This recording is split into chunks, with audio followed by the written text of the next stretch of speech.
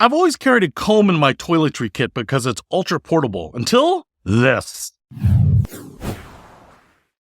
What's happening, Panda Nation? Peter Von Panda. I have in my hand here something that I think was invented a long, long time ago.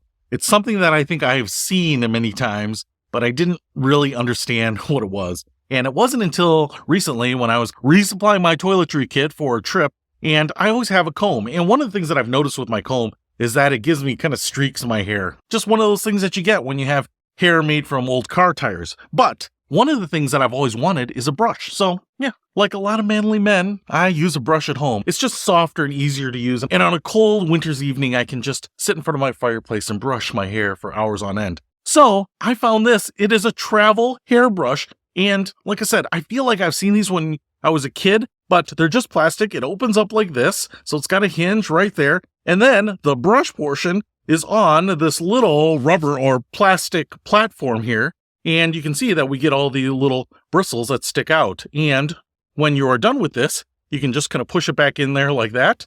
And so it kind of pops out and then goes back in.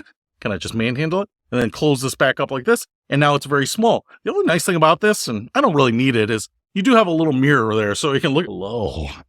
So you can look at yourself. But a little brush like this, you just pop it out. Oh, yeah. Oh, yeah.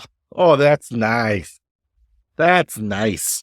So if you want to have a brush with you on your trips and you don't want to give up the space that a big hairbrush will take up, well, check out this portable hairbrush, and it comes in a pack of 4. Pretty inexpensive. So if you want to pick this up, I'll put a link to it in the description below. Peter Von Panda.